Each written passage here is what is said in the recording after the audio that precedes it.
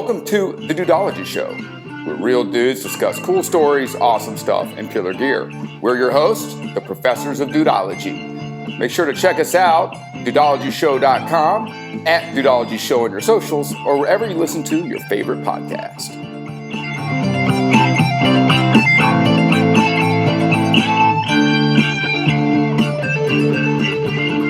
Welcome to Dudeology Studios with your professors of Dudeology, B-Money, and the great Holla If You Hear Me Though, Come and Feel Me Flow, Gambino. Before we get any further, take a moment and click on subscribe. And once you do that, you've done your part in advancing the movement. That is the effort to encourage, inspire dudes to be better and do great things, ultimately making the world a better place. So welcome to our summer travel edition. I know this year may be a little bit different for folks traveling. However, there's still some great deals out there, and it's not too late to plan a getaway. We're going to try and highlight outdoor things to do on this episode. We will steer clear of theme parks and wave pools, and hopefully give our listeners some ideas about getting into the great outdoors. We're joined in the studio by a friend and fan of the show, Brian. Brian is a former resident of the U.S. Virgin Islands, and we'll be talking about his time there and giving y'all some great travel hacks for the U.S. Virgin Islands. Welcome, Brian. Glad to be here. Thanks, guys. Before we go any further, what are we drinking? What is this in front of us? You know, I picked it out. I'm going to probably botch the name, but it's a Leinenkugel out of Chippewa Falls, Wisconsin. And, you know, it's a summer shandy wheat beer brewed with some honey and some natural lemonade flavor. I know it doesn't sound very dude-like, but it's light. It's not bad. It's not bad. For the show. Shandy for the show. Yeah. A shandy for the show. Well, let's work from left to right on your radio dial, i.e. Map of America, or if you're watching us on YouTube, and start with the guest to your left on YouTube. We'll start with the Great West travel tips from Gambino. Gambino, what do you have for us about going out west? Yeah, going out west is a lot of fun. And let me just start by saying, if I'm going to go on a vacation or take my family, I like to think of myself as Clark Griswold, first and foremost, right? But I like to go do something active, be outdoors. I don't like to just go to a theme park and walk around or sit by a pool. I'm sitting by the pool too much as it is, and with coronavirus. So I like to go places like Wyoming, Montana, where you've got Yellowstone, Grand Tetons, Jackson Hole. Those are kind of my favorite spots to go, and I fell in love with them over the past few years.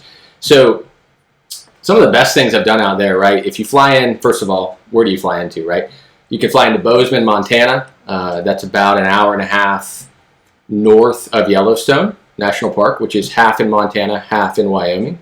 Or you could fly into Jackson Hole, Wyoming, which is awesome in the summertime, and you're going to be right there in Grand Teton National Park, and also about an hour south of Yellowstone. But I tell you what, you think of Jackson Hole as the place to go skiing, right? The premier, all your Hollywood stars go there, and if you're going to try to go there in the wintertime, you're going to pay an arm and a leg, right? So go there in the summertime, and you don't realize they turn all those slopes into mountain biking courses. You can do tons of hiking out there. There's going to be snow on the top of the Grand Tetons even in July. So it's a lot of fun. The coolest thing I did out there, I think, is went paddleboarding at a secret little place called String Lake. And it's it's like it sounds. It looks like a string, but it's right in between the mountains. So you got that glacier melt coming right into the lake. It's crystal clear.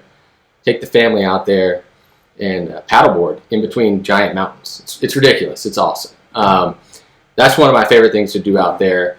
Secondly, there's a secret spot. Now, you have a question? Yeah, I do. So String Lake is in Wyoming. It is. And is it part of Yellowstone or where exactly is? In Jackson Hole, or let's call it Grand Tetons National Park. Grand Tetons, okay. So Grand Tetons National Park, I'm a national park guy. There are all kinds of lakes. There's Jackson Lake, String Lake, Phelps Lake, and a number of others, right? And they're all kind of at the foothills or the base of these beautiful mountains, right? Maybe we could post some pictures on social media. And there's various sort of, they're various shapes. And so String Lake is very narrow, so it doesn't catch a lot of the wind. And so it's crystal clear, and it's just like glass. So you can paddleboard through there. It's super cool. But Phelps Lake is even a little bit more hidden and a little harder to get to. But there's a lot of cool hiking out there, and that's the kind of stuff I like to do, is either hike around these lakes or hike up to the top of the mountain and just get some of those views. You're getting exercise, you're getting fresh air, exploring the great outdoors, right? Getting the kids out there with you, having them do something hard, getting them away from the video games and all the technology. Yeah. And how cold is that water? Did you take a spill? Yeah, Did you take absolutely. It's cold. It's cold, but it's fresh, right? And in July, it's probably going to be 80 degrees out there. But it's funny because you're in 80-degree weather. You can look right above you, and there's snow-capped mountains, right? Nice. So it's pretty cool. And there's a secret spot for all you dudes out there who like to do crazy stuff like me. If you take about a 2.5-mile hike around Phelps Lake, there is a 30-foot tall rock called the Jumping Rock that you can jump off of. Now, you got to do the work to get there. Okay. So how deep is the water you're jumping into, though? Like if you wanted to do probably, or yeah, you're whatever, good. It's like 20 feet, right? Oh, okay. So you're good. Nice. And the backdrop is just beautiful. Like you've got just peaks all around you, and you'll find it's pretty secluded, right? Because not that many people are going to do the work to get out there. I feel like that's gaining popularity. I've done Colorado in the summer, right? Because and these places that are like these kind of typical ski, maybe winter destinations. So I wonder how long before they're just as expensive to go in the summer as they are. And Brian, have you an out west guy at all? Yeah, you know what? We have the same plans. We actually were going to go to Aspen, Colorado this summer. But with COVID and everything, we ended up canceling the plan. So yeah, it's you're right. We've got a lot of neighbors and friends, same sort of thing. They're like, hey, Colorado's a good time, spring break, but come out in the summer. Like that, that's when it's perfect. Absolutely. So yeah, done that. I've done Colorado though in the spring. I've done Utah, Park City. So I've gone out there and had a good time. But we've done a little bit out in California as well. Cool. It's we enjoy the West. Yeah. What time of year do you recommend? You can go anytime from May to August out there because it's always going to be mild weather. You're not going to have that humidity. And it can get a little warm, but nothing like, over here in Florida on the East Coast. And I'll tell you what, if you get out there, you got to hit Yellowstone. It's like the coolest place in America. And how far is that from, if you're doing Tetons, like could you do that in the same 7 to a week? Like if you took absolutely. A week, could you do all? You'd want to. And we are big fans of glamping, fancy camp, and the wife really enjoys that. I'm fine sleeping in any old tent, but we will, get us one of those big canvas tents, got the fireplace in it, and then we'll just launch off and we'll drive. You can get right from Tetons to South Yellowstone in an hour, and so you basically can go see all of that. There's bear, there's elk, deer, moose. I mean, there's mountain goats. It's awesome. It's the coolest place to see sort of wildlife that I've ever been to in the U.S. And then you've got even what's called the Grand Canyon of Yellowstone, which is probably the most picturesque place I've ever been to. It's got giant waterfall and just a lot of stuff to do there, right? And frankly, you're not supposed to get too close to the wildlife, but you can get pretty darn close. I mean, we've seen our handful of grizzly bears, black bear, elk within, and bison. Of course, everybody goes out there to see the bison. But you packing bear spray on this? Oh, absolutely. Are you? Oh, yeah, absolutely. Because, you're on some of these hikes, I mean, it's primitive still. You might be in a national park, but these trails are primitive, and there's bear tracks. Like I said, last time I went, it was in 2019, just last year. Okay. And I saw 6 bear. Now, I didn't get very close to them, but not close enough to use but you the can bear see spray. them. You can see them. Yeah, and you just want to let them do their thing, especially if they got cubs. Is that just like mace? Is that what bear spray is? It's like a pepper spray, but really strong, and it'll shoot about 30 yards. So 30 feet, I should say. I've never had to test it. If any of our listeners have ever been hit with bear spray, I would just love to see what the one how I want to hear the story because that sounds like a cool story. 2, like what it felt like, and 3, would you do it again if you were paid enough? Now, Chris, are you taking the GoPro out there when you're on Absolutely. these trips? Get some good stuff. The GoPro is essential, because it's got that wide-angle lens, and you can see really great shots out there. And in the expanse, I mean, coming from a city to a place like that, the expanse is just tremendous. You really feel how small you are. And you can capture a lot of that on the GoPro, which I really like, which I highly recommended on our Father's Day edition of the Dudeology show. So get you a GoPro, head out west. I promise it's easy to do. You can plan it all yourself. You can find places to stay. Sure. And it's an awesome time. So you got bear spray, the GoPro.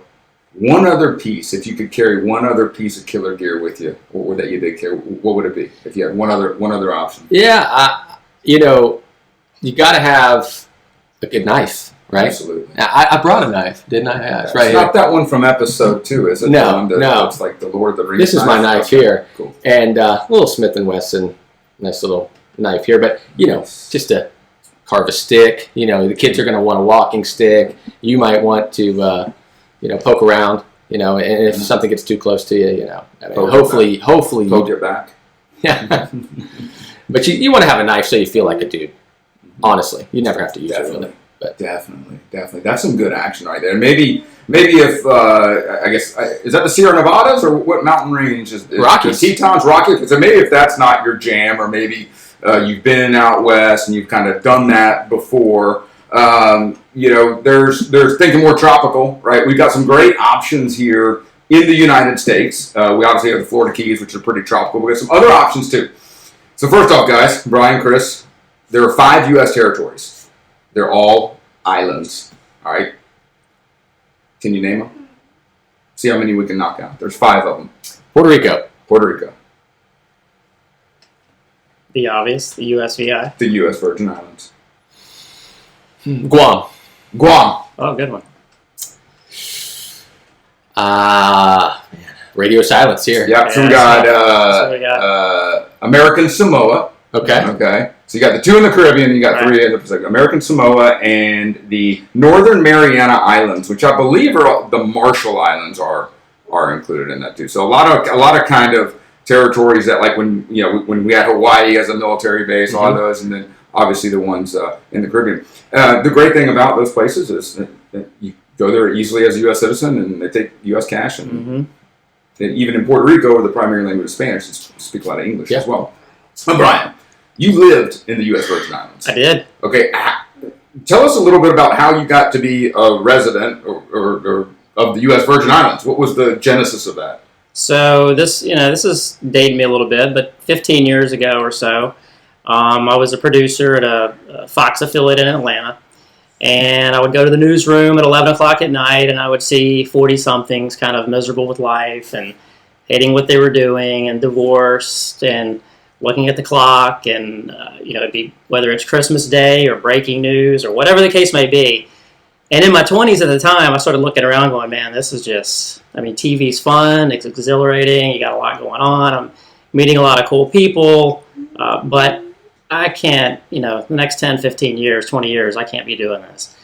So I walked in, went to the executive producer, resigned, moved down to the Virgin Islands, and just started the journey at that point. So were you like, had you kind of had that like boiling, and you're like, man, if one other person makes me do a team building or something just utterly just stupid, did you like, I'm going to lose it? Like, has this been kind of like planning or plotting for a while? Because I think we all get that way. We're all like, man, if this person said, if this happens one more time, I'm out. I'm out. Toward the end at the Fox affiliate, it was fantastic people. Don't get me wrong. Like from the executive team to the producers to the talent. I mean, it's a top 10 market. I'm interviewing Chipper Jones. I'm on the field at major sporting events. Rubbing shoulders with celebrities. It's everything a 20-something would want. Except that back then we had pagers. You'd get paged at 2 in the morning when something would break, or it's Christmas Day, or your friends are going out and it's Saturday night. Right? And so you start just kind of in the back of your mind. And toward the end, I started thinking maybe something else. I don't really know what, but let's consider pivoting. So my brother, he kind of scouted out the Virgin Islands, and he's like, there's this small little island called St. John. And, Kenny Chesney has since kind of made it a little more famous, but back then, I'd never heard of it. And one of our friends as well, and they kind of went down and checked it out and said, hey, look, my brother said, I work in a little diner, there's an open spot.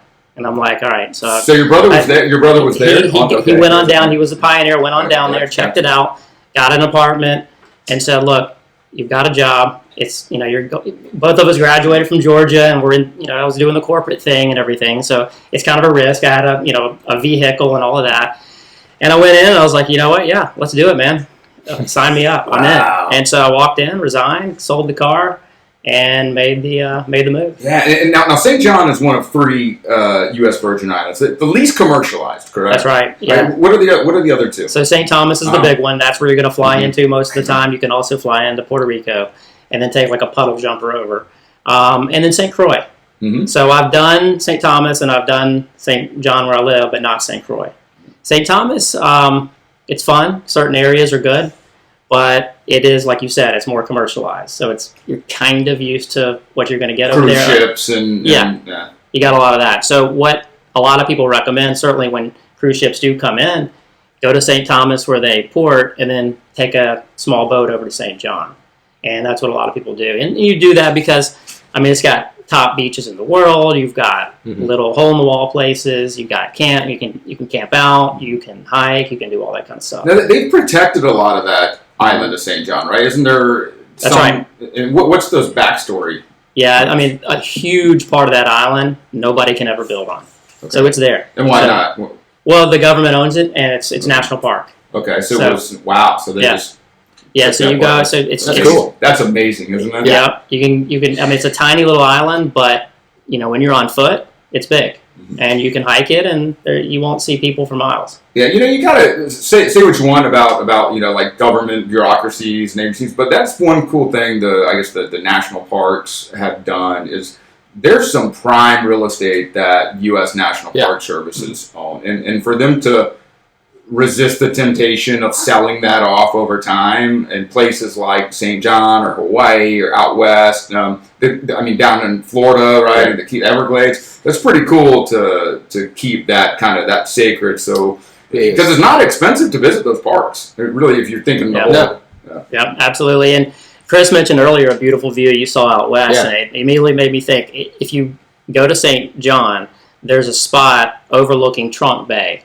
And when you see that, you may recognize it because it is on all kinds of things, like postcards and books. You'll always see that view. And it kind of made me think of that when you mentioned it. Like, it's a breathtaking view of the Caribbean. So if you do go to St. John, go to that spot, Trunk Bay. So what do you recommend? Let's say someone does, like you said, like a cruise ship, and they have one day to go over to St. John. A few highlights of the island that they could do. I'm sure ideally you just want to stay on St. John. And you do. Again, nothing against St. Thomas, but when you're down in the U.S. VI, St. John is, in my opinion, the place to be. Now, again, St. Croix I haven't been to. I've heard good things about it as well. It's a little farther away. St. Thomas and St. John are positioned close enough where you can get over there. But yeah, honestly, again, it's a small island. There's not, you have dinghies you can rent. There's certain things you can do. But if you just want to go and enjoy the beauty of it, the scenery, swim in what looks like a swimming pool on the beaches, go to little, happy hour places and stuff like that, go there. Okay. Yeah. Any particular beach that you personally, that Brian prefers over something? The 2 big ones, and I see why, and why they are the 2 kind of ones people often reference, and I'm the same way. It's Trunk Bay and Cinnamon Bay. Mm-hmm. Yeah, those 2 are just fantastic. Those are the ones you hear about. They are, yeah. Yeah, it's good stuff. Where do I go for some conch fritters and a cold beer after all day of exploring beaches? Well, the little diner that I worked at, and I've never been in the food industry, so it was a change for me. It was a lot of work. It's not there anymore. It was called Chili Billy. So anybody that had gone back in the mid, 2004 or 5 range would know Chili Billy's. That was a good place. But there is a place still there called Morgan's Mango, and it's fantastic. Highly recommend that. There's a place called Woody's that a lot of people visit. Yeah. You can go to Woody's and get your rum there and get your little dinner, and it's more like bar food at Woody's, but it's the atmosphere you're looking for there, and having that rum drink, and running into Kenny Chesney or whoever else pops up, and seeing everybody in the town. Absolutely, that's awesome. Yeah.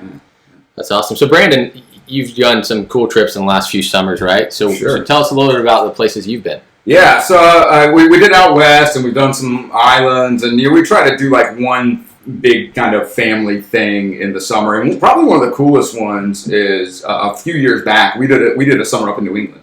We did a couple weeks up in New England. Flew into Boston, into Logan, and definitely did the kind of the American history, birthplace of liberty. I recommend, honestly, if you've never been, I recommend just doing the touristy thing and doing the duck boats. They're entertaining, they're chintzy, they're touristy, whatever, but they actually they show you they show you what, of course, they say was Paul Revere and different landmarks, and you can fly in and do that same day. Maybe go to Fenway and grab a Sox game, or just do a tour. Definitely cool experience. But then get out of town.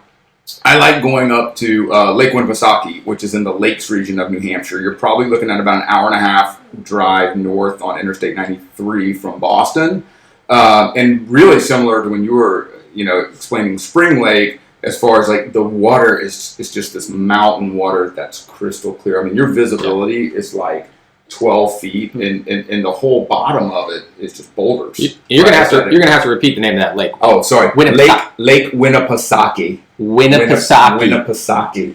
Okay.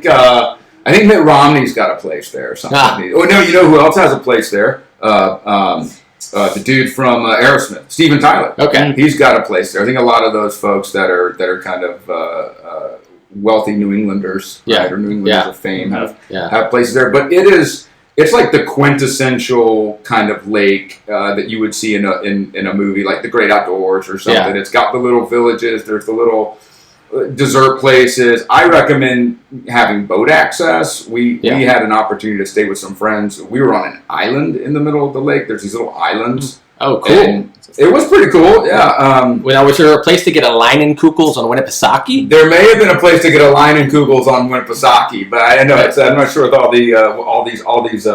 these names we got going on in this show, man. We're going to need some sort of thesaurus or dictionary. So you're out on the lake, and what kind of activities are you guys doing? You renting a boat? Yeah, you got a boat. I highly recommend if you're going to go, just have a boat. We had a boat the whole time. We had a boat, jet skis. The island, I guess it was some of the neighbors on the island go in every summer and put one of these water trampoline with slides anchored, and you just swim out to it. And the whole swim out there, you're just literally looking down. You see fish swimming underneath you, and it's so crystal clear. That's man. awesome. It is. It is awesome. And there's a little town called Wolfboro that's on this lake. Yeah. You cruise over there, you park, you walk up, grab a lobster roll, or can you say that again? Lobster. A lobster. You grab a wicked lobster roll from there, and it's awesome. And then we did that for a few days, and we transitioned over to kind of the coastal part of New Hampshire. Most folks don't realize this, but New Hampshire has about 18 miles of shoreline. Okay. So it's kind of wedged there between Massachusetts and where Maine starts. And so we set up camp there in a little town called Portsmouth, New Hampshire. It's the third oldest city in America, and it is, again, it's that quintessential New England. You guys ever been up? No, New England's a spot. I've been to Boston, been to Vermont, Connecticut, never New Hampshire. Yeah, it's live free or die, right? And it is too. There's not really many rules in New Hampshire. But yeah, it's the Portsmouth kind of this little 18-mile stretch of sea coast they have there, and then right across the river is Maine. So when you're that close, I recommend heading up the coast to Maine and hitting Kennebunk or Kennebunkport, which is right? George Bush's. Yeah, you actually can drive up and look out on the compound. We were there. We were there right before 4th of July, and the Secret Service was all out. Oh, the whole family was there because it was neat. But you're standing on. I'm gonna have to post a picture. But you're standing on some of these coastlines, and I'm like you. I've been out west a lot too, and some of the shots where you're standing on a cliff, and it's just expansive like ocean, and it just kind of gives you a kind of an awe, like a respect of just how small we are. Exactly. I mean, that's what I was saying about out west. It's speck in all this, God's great goodness, and what He's created. It's crazy. Yeah, it is totally. I mean, you can keep going if you want to go to Maine. I mean, you could probably do we could do an entire show on just stuff to do in Maine and probably only scratch the surface. There's Acadia National Forest, which is a little bit further up. There's Bar Harbor. There's a lot of these really cool kind of places up there. But we wrapped it up in like I said, in that little town of Portsmouth, New Hampshire. There's a little beach town right next to it called Rye, New Hampshire. A great little surf shop there called Summer Sessions Surf Shop. These two brothers, were kind of similar to your story, Brian. They had gigs and they were like, let's go to Nicaragua or wherever they went for a summer and spent down there surf guiding and came back and were like, there's a need for a surf shop. You don't think of New Hampshire and surfing. Sorry, you mentioned the spec, man, and I was trying to remember that. We can double check the facts, but I'm pretty sure St. John is 8 miles long. So you want to talk about, Maine's very small, obviously, but you look on a map and pull up St. John. It is literally a speck in the ocean. It's nothing. Yeah. It's nothing. But it's beautiful. That's awesome. Yeah. Would you go back there again? Would you live there again if you had the chance? Well, I got the wife and the two beautiful kids as well. Beautiful wife and the adorable kids. Take it with you, man. I'm not saying. Get a sailboat. No, with me back then, that was before marriage and kids, and I was thinking, that's one of those. You got the split. If you're going to do it, now's the time to do it.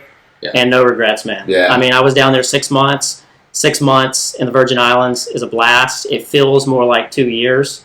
You read a lot of books. Yeah. You go to a lot of happy hours. You meet a lot of people. There's a lot of people just like us, my brother and I, who had gone to college, got into the corporate world, got tired of that, got out, resigned, went down there. So, I mean, literally, your chef over here went to University of Virginia, and this guy went to University of Texas. We're all, roughly the same age, doing the same sort of thing, and then you're hanging out afterward at happy hour and stuff like that. You see a lot of that, too, in Jackson Hole, and in Yellowstone, kids working there in the summertime, and they're off from college. And they're having a blast. Yeah, no regrets. Would I live there again? I love where we're at down here in Florida. Yeah, no, absolutely. But I would definitely visit. It is a fun place to visit. And I've gone back since. Yeah, and I think the theme is probably we would all agree on it. If you're maybe like a listener that hasn't got to the stage in life where you have a lot of responsibilities, or maybe you are in the stage of life and you're like, you're done, man, just do it.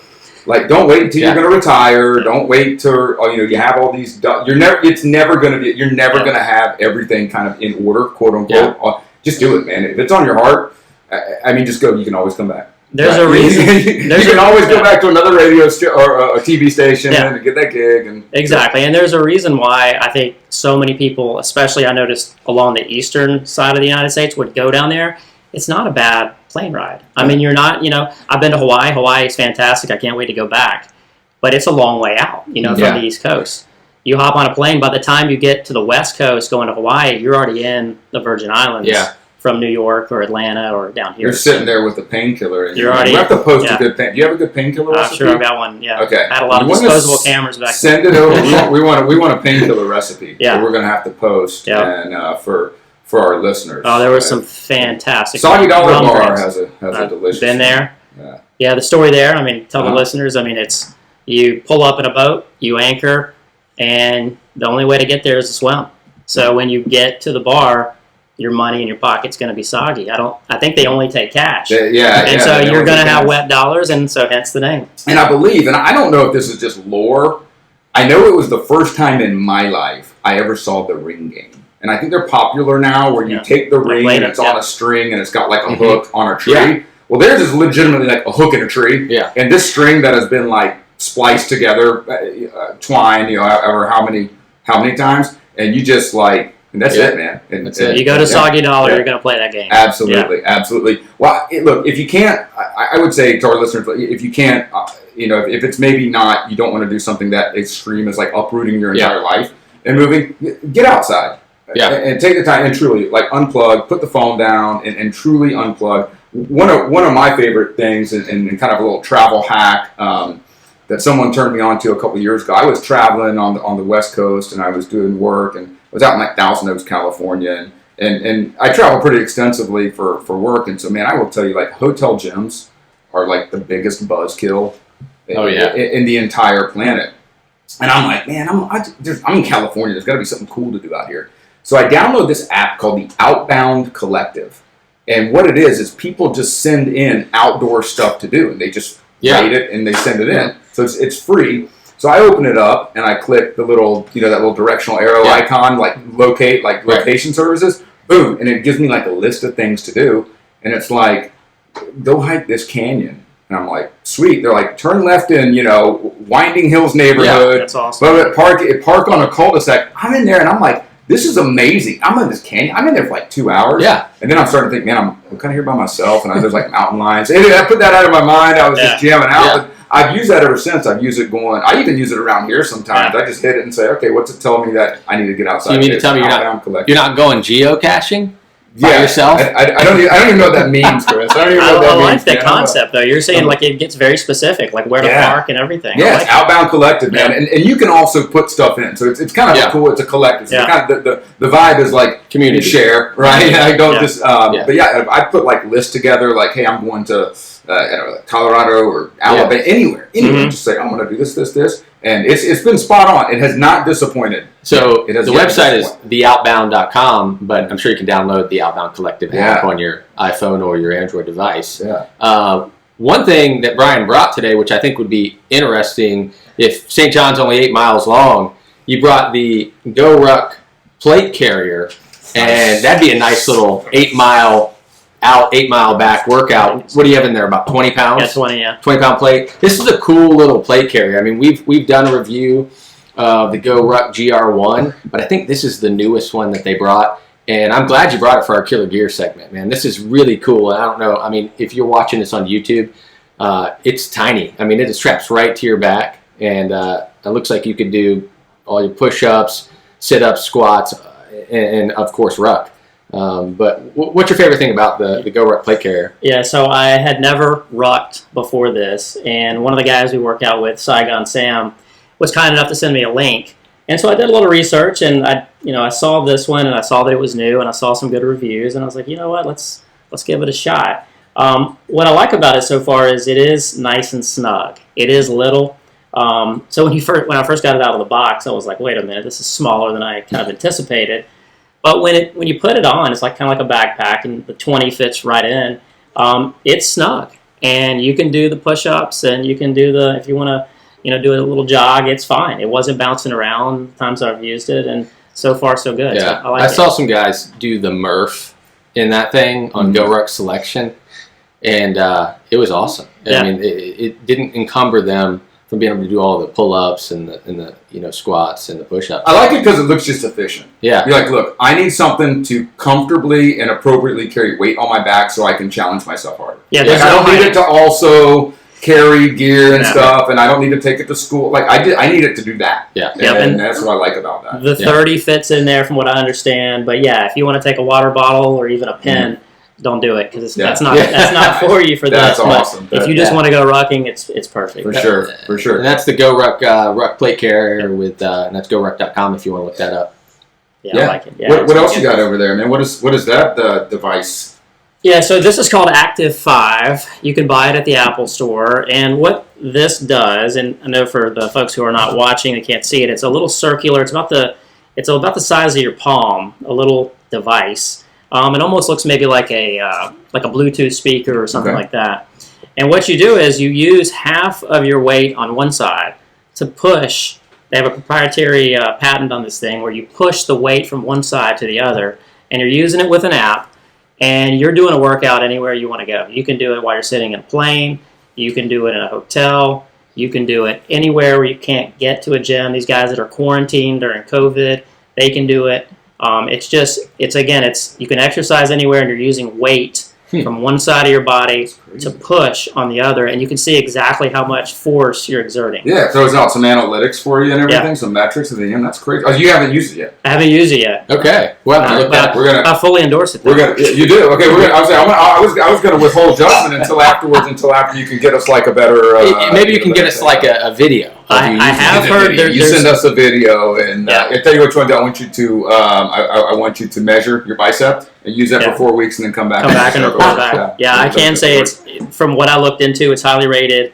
I do know a handful of other people that have tried it, and they like it. So far so good. About $100 out there. You said the Apple Store, you got it. Exactly. Okay. But hey, again, man, hotel gyms are buzzkill, dude. Mm-hmm. So anything to stay active, especially if you're traveling a lot. Well, that is some good action. I think we can post links for all this stuff in the show notes. And this is some solid travel action for the summer, regardless of where your travels take you, whether you want to tackle the Great Wild West or explore the Caribbean or explore some American history. Take the Dudeology show with you by downloading to your favorite listening app or for the full video experience on YouTube. On behalf of all dudes who are going to explore this great country we have the good fortune of living in, these are the Dudeologists signing off. Thank you for listening to The Dudeology Show, your spot for cool stories, awesome stuff, and killer gear. Make sure to subscribe to us on your favorite listening platform and follow us on social media at Dudeology Show.